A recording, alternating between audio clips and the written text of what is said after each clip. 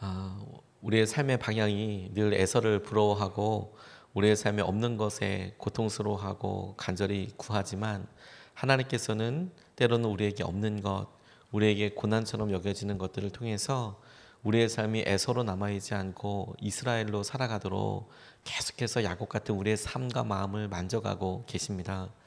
야곱이 이스라엘로 변해가는 과정을 보면서 특별히 이번 우리가 새벽기도 기간 동안에는 주위에 있는 사람들을 통해서 그가 어떻게 서로 영향을 주고받고 어떤 생각과 어떤 관계에 있었는지를 믿음으로 같이 보고 있는데, 이번 시리즈를 묵상하고 기도하면서 새롭게 발견한 사람 중에 한 명이 유다입니다.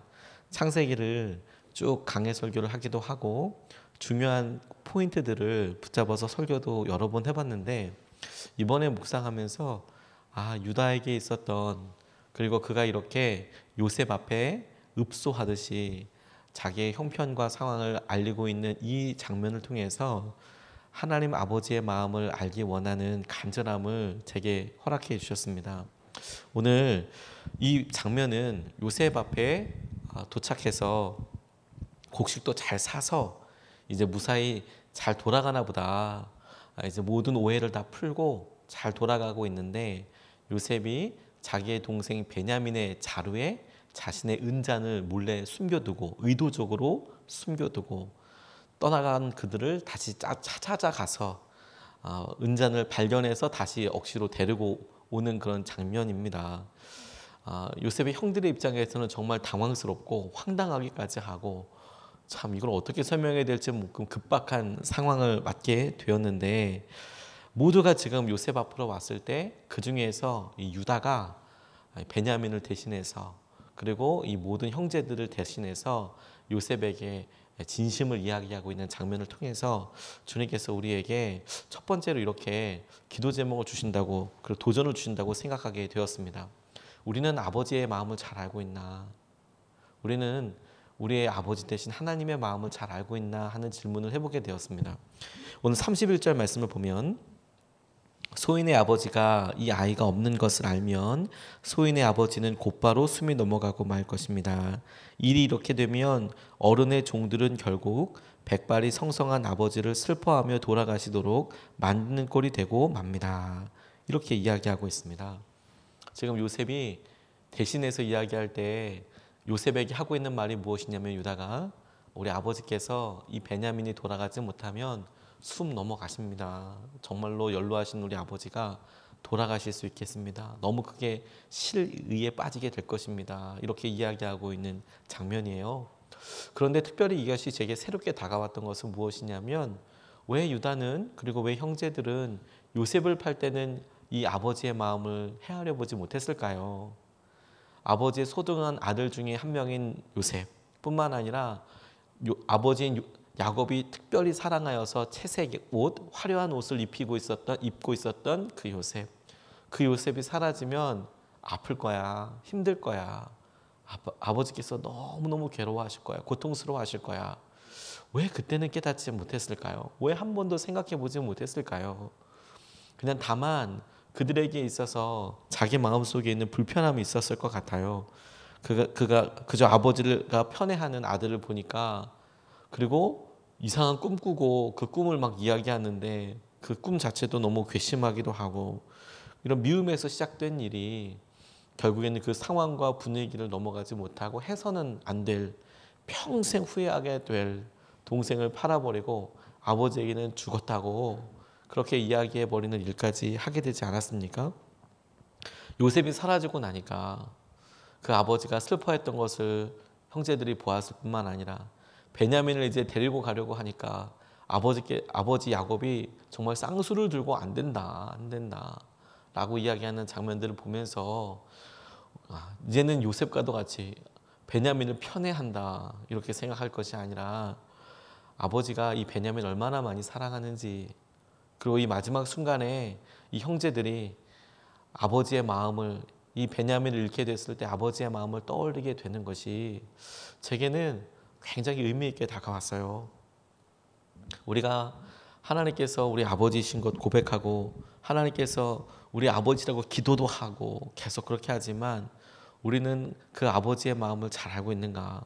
하나님의 마음을 잘 알고 있는가 하는 질문을 해보게 되더라고요.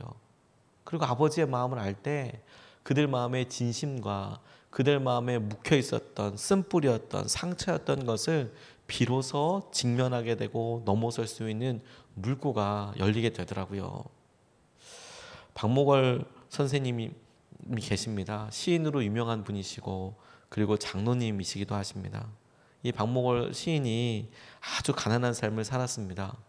시 쓰는 것으로 시인으로서 청록파로 유명하기도 했지만 정작 이 시인의 삶은 너무 힘들고 그리고 교회에서 장로로서도 열심히 그렇게 사역을 하셨지만 정작 가정은 너무 공공하게 그렇게 사셨답니다.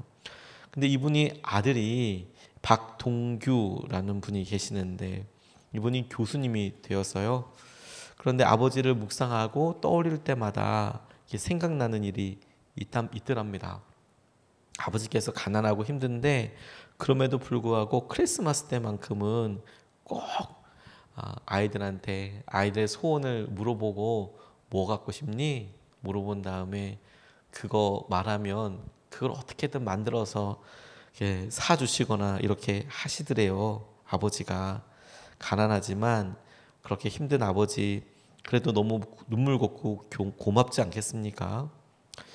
아버지가 이렇게 있던데 이 박동규 교수님이 고등학교 때 그런데 문득 입학식 하는데 가난한 이 시인의 아들이 친구들은 모두 구두 한 켤레 이렇게 신고 이렇게 왔는데 교복 입고 구두 신고 왔는데 자기만 운동화 신고 와서 그것도 아주 허름한 운동화 신고 와서 나도 구두 하나 있었으면 좋겠다 이런 생각이 들었대요. 뭐 좋은 구두 아니더라도 나도 아이들이 고등학교 입학했는데 구두 신고 다니는데 그냥 아이들이 신고 다니는 친구들이 신고 다니는 그런 구두 하나 사고 싶다.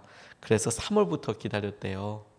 나 아버지한테 이번 크리스마스 때 구두 사달라고 해야지 2학년 때는 구두 신고 가야지 이런 생각을 했대요. 여느 때처럼 아버지가 성탄절을 앞두고 노트와 연필을 이렇게 갖고 오더니 아니 이제 뭐 갖고 싶니? 뭘 사줄까? 한 사람씩 말해봐라 이렇게 이야기하는데 동생부터 한 사람씩 갖고 싶은 선물을 이야기하면 그거 적었다가 이렇게 선물을 해주곤 하셨대요. 근데 그 해에 여동생이 깜짝 놀랄 만한 선물을 아버지한테 이야기했답니다. 깜짝 놀랄 만큼 뭐냐면 아버지 나 털 오버 사주세요. 털 잠바, 털 오버 사주세요. 그렇게 이야기를 하더래요.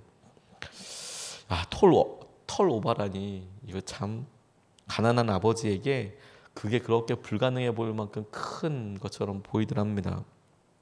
실제로 박목월 선생님이 놀라시더래요. 그런데 아주 부드럽고 그리고 사려 깊은 분이셔서 인정 많은 분이셔서 알았다. 그 아버지가 여동생 말을 듣더니 얼굴이 하얘지더래요. 털 오바 사달라는 말에 이거 뭐 어떻게 해야 될까 싶지만 그래도 그래 알았다. 그리고 아버지의 노트와 연필이 조금씩 떨리더래요. 털 오바 이거 어떻게 해야 될지. 그런데 아들은 아버지가 그렇게 불쌍하게 보이더래요. 털 오바 사달라고 그러는 철없는 딸 놓고 어머니가 옆에서 화를 내고 아버지는 부끄러운 낯으로 한참 고개를 숙이고 있다가 겨우 들어서 이제 말하더래요. 그래 사줄게. 그런데 이번 크리스마스에는 돈을 마련할 길이 없으니 겨울이 가기 전에 오보 사서 네 등을 따뜻하게 덮어주마. 이렇게 이야기를 하시더래요. 겨울 지나기 전에는 사주마 이렇게 얘기했죠. 그리고 어떻게든 수습하고 이 구두를 갖고 싶어하는 오빠에게 아들에게 너는 이러고 물어보더래요. 근데 이 아들이 차마 3월부터 아빠 나 구두 갖고 싶어요라고 그렇게 기다려 왔는데 그 말을 못 하겠더래요. 아무것도 안 사도 된다고 말하려다가 그 말이 아버지 자존심을 더 상하게 할까봐 아버지가 너는 뭐 갖고 싶니? 라고 물어보니까 털장갑이요 이렇게 얘기했대요. 털장갑이요. 그리고 넘어갔죠. 근데 그날 밤 아들이 이 박동규 교수님이 이불 속에서 엉엉 울었답니다. 그냥 그 아버지가 너무 안타깝고 애처로워서. 그런데 그때 아버지가 문을 열고 들어와서는 아들의 머리맡에서 울고 있었구나 하면서 철이 들어서 철이 들어서 네가 울고 있구나. 그 모습이 이 교수님이 아버지 박목월 시인을 생각할 때마다 자기 머리맡에서 울고 있었구나. 철이 들어서 이제 네가 철이 들었구나. 그렇게 이야기했던 장면이 계속 떠오르더라. 우리가 진심과 진심이 닿을 때 우리의 마음속에 우리가 상처라고 생각했던 것들이 추억이 되기도 하고 은혜가 되기도 하고 또 다른 고백이 되는 것 아니겠습니까? 그리고 여러분, 그렇게 진심과 마주하게 될 때, 아버지의 마음을 알게 될 때 우리가 도저히 할 수 없을 것 같은 일들을 넘어설 수 있게 돼요. 그게 우리에게 한계를 넘어서게 합니다. 제가 이 말씀을 묵상하면서 예수님 생각이 그렇게 많이 나더라고요. 예수님께서 십자가 지셨던 것을 생각하면서 어떻게 그렇게 십자가 지실 수 있나? 나는 그렇게 할 수 있을까? 그런 생각을 해보면서 하나님에 대해서 예수님과 저와의 결정적인 차이가 무엇일까? 예수님은 죄로 인하여서 죽어가는 사람들을 향한 하나님 그분 아버지의 마음을 아셨던 거구나. 그분이 어떤 마음인지, 그분이 어떤 생각을 하셨는지, 얼마나 안타까워하고 계시는지, 그것을 예수님께서는 정말 온몸으로 공감하고 계셔서 그분을 향한 마음이라면, 하나님 아버지를 향한 마음이라면 무엇을 희생해도 아깝지 않은 거구나. 그래서 그 길 가실 수 있었던 거구나. 유다가 마지막으로 야곱 자신의 아버지 마음 헤아려 봤어요. 얼마나 아플까. 그랬더니 과거에는 그렇게 요셉 밉다고 팔아버리자고 그렇게 했던 그런 삶에서 전혀 다른 사람처럼 말을 하게 되네요.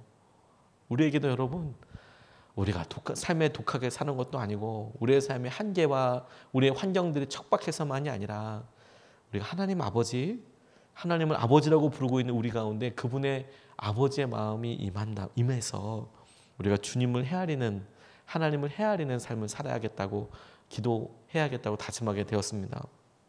두 번째로 본문 말씀을 통해서 묵상하며 붙잡게 된 것은 희생이 진심을 전하게 된다는 거예요. 희생이 진심을 전한다. 32절로 34절 말씀이 어른의 종인 제가 소인의 아버지에게 그 아이를 안전하게 다시 데리고 오겠다는 책임을 지고 나섰습니다. 만일 이 아이를 아버지에게 다시 데리고 돌아가지 못하면 소인이 아버지 앞에서 평생 그 죄를 달게 받겠다고 다짐하고 왔습니다. 그러니 저 아이 대신에 소인을 주인 어른의 종으로 삼아 여기서 머물러 있게 해주시고 저 아이는 그의 형들과 함께 돌려보내 주시기를 바랍니다. 저 아이 없이 제가 어떻게 아버지 얼굴을 뵙겠습니까? 그럴 수는 없습니다. 저희 아버지에게 닥칠 불행을 제가 참아볼 수 없습니다. 이렇게 이야기하고 있습니다. 유다가 이렇게 이야기하고 있는 장면을 보는데 참 마음이 너무 짠하게 다가왔습니다. 평소 때는 이 장면을 그냥 그렇게 깊이 묵상하지 않다가 이 말씀을 요셉과 관련되어서, 그리고 야곱의 입장에서, 그리고 그 아버지의 마음을 생각하는 유다의 마음에서 읽으면서 마음이 먹먹해지게 됐습니다. 왜 요셉이 베냐민을 붙잡아두려고 했을까요? 그렇게 사랑하는 동생, 얼굴 보자마자 눈물이 왈칵 날 만큼 사랑하는, 보고 싶었던 동생, 왜 은잔을 굳이 그 자루에 넣어서 애굽 땅에 남겨놓고 가려고 했을까요? 결코 위해를 가하기 위해서는 아니라고 생각이 듭니다. 결코 그 아이를 잡아놓기 위해서 자체가 목적이 아니라 그 일에는 분명한 이유가 있었을 텐데 성경에는 명확하게 요셉이 왜 그랬다라고 나와 있지는 않지만 요셉 스스로의 삶을 보면 자기가 형들에게서 많은 미움을 받기도 하고 그리고 심지어 팔려오기도 하고, 근데 자기의 같은 어머니를 둔 이 베냐민도 똑같이 그렇게 여러 시기를 당할 수도 있고 어려움을 당할 수도 있고, 그러니 형들의 손에 맡기느니 이제 가뭄도 계속 있을 거고 이런 삶에서 차라리 나와 같이 있는 게 좋을 거다. 형들 떠나고 난 다음에 베냐민과 같이 있었을 때에 요셉이 처음으로 형들과 함께한 베냐민을 보았을 때의 반응을 보면 베냐민을 감옥에 가두었다거나 그렇게 하지는 않았을 것 같아요. 그를 나의 동생으로 이제 밝히고 그 다음에 어떻게 될지는 우리가 머릿속에 그려볼 수 있겠다는 생각이 들어요. 그런데 이제 유다가 와서 자기 이야기를 합니다. 그리고 그 유다의 진심 어린 고백이 요셉의 마음을 만져요. 근데 이 유다의 고백의 핵심이 무엇이냐면 아직 자신의 요셉이라고 모르는 상태에서 유다가 하는 말은 그냥 해본 말은 아니지 않습니까? 요셉이라는 걸 알고 있었으면 어떻게 좀 밀당이라도 해볼 텐데 자기랑 전혀 상관없는 이집트의 애굽의 총리 대신 앞에서 내가 나를 잡아주십시오. 내가 여기 있겠습니다. 내가 여기 노예가 되겠습니다. 내가 당신의 종이 되겠습니다. 나를 가두십시오. 저 아이는 보내십시오라는 이야기가 그냥 감동시켜서 그렇게 해나 보자라고 할 수 있는 말이 아니고 그에게 있어서 진짜로 이야기하는 마음의 진심이었거든요. 지금 그가 자기 동생을 위해서 자기의 목숨을, 자기의 삶을, 자기의 시간을, 자기의 선택을, 자기의 권리를 다 내려놓겠다라고 이야기하는 거예요. 그리고 그렇게 희생하겠다라는 마음이 과거의 큰 상처와 배신감을 느꼈던 요셉의 마음을 만졌어요. 저런 마음이라면, 생명을 다하겠다는 저 마음이라면 사람의 마음을 움직일 수 있겠구나. 내가 생명 다해서 내가 저 사람과 내 생명 바꾸겠습니다. 나는 그 사람 보면 사람 마음이 움직일 수밖에 없겠구나. 그게 아무리 오래된 것이라도 아무리 깊은 것이라도 내 생명과 바꿔주십시오 라고 하는 그 마음이 사람의 마음에 아주 큰 소리로 울리게 되는 거구나. 그게 유다의 고백을 통해서 희생이 진심을 전달하게 하고 그리고 그 희생하기로 했던 진심이 요셉의 마음도 만지고 바꾸게 하여 주시는 거구나. 희생이 있는 곳에 하나님께서 주목하고 계세요. 대부분 우리가 하나님께서 주신 은혜들 사랑하고 이야기하죠. 우리가 청년들을 이렇게 보면 연애하고 그리고 서로 만나는 것을 좋아하고 또 그 모습이 그 나이 또래에는 예뻐 보이기도 합니다. 그렇게 그냥 만나려고 하고 이러는 것들이 이렇게 밉게 보이지만은 않아요. 뭐 너무 그러면 또 그렇기도 하겠지만 그냥 그 나이 때에 결혼 대상자를 찾기 위해서 뭐 이렇게 하는 것은 예뻐 보이기도 하죠. 좋을 때다라는 생각이 들죠. 그런데 여러분 결정적으로 그렇게 만나다가 결혼할 사람을 만나서 좀 더 깊은 교제, 깊은 관계 안에 들어가려고 할 때 그때 진짜 사랑하는지 드러나게 돼요. 내가 희생하려고 하는가? 내가 내 삶을 내가 사랑하는 저 사람, 배우자 될 사람의 삶과 똑같은 무게, 아니 그것보다 더 해서 사랑하려고 하는 마음이 있는가? 그냥 내가 좋아요. 내가 당신이 아름답고 당신이 멋있고 당신이 가진 것이 있고 뭐 이런 일들로 내가 같이 재밌게 당신이랑 있으면 내가 기분이 좋고 시간이 행복해요 라는 수준에서 내가 이 사람을 놓고 희생할 수 있을까? 내 삶을 다 드릴 수 있을까? 그 마음이 결단된 사람들이 결혼하지 않습니까? 혹은 결혼해서 그 마음을 점검하지 않습니까? 그 마음이 설 때까지 연단되는 거 아닙니까? 희생할 수 있느냐 가지고 결론 나는 거 아닙니까? 희생할 수 없으면 그냥 잘 이렇게 있다가 우리는 아닌 것 같아. 헤어져야 해. 이 만남은 더 못하겠어. 이렇게 그냥 서로 관계가 어그러지는 것 아니겠습니까? 희생에서 차이가 있더라고요. 희생에서. 근데 대부분의 사람들은 그냥 부담 없는 걸 좋아하고요. 책임지는 거 싫어합니다. 그런데 책임에 진짜 사랑의 관계와 그리고 그 가운데 내가 어떻게 생각하고 있는지 본심이 움직일 뿐만 아니라 그게 사람의 마음을 움직이게 되는 거예요. 그리고 하나님께서 그런 마음을 원하시죠. 게리 토마스라는 분이 본인이 글로서 사람들에게 많은 영향력을 주고 있는 분인데 이분이 그런 이야기를 한번 쓰셨어요. 첫 아이를 가졌을 때 영국에서 박사 과정을 공부할 수 있는 기회가 있었는데 사양했대요. 왜냐? 이제 돈 벌어야 되잖아요. 첫 아이가 태어나니까.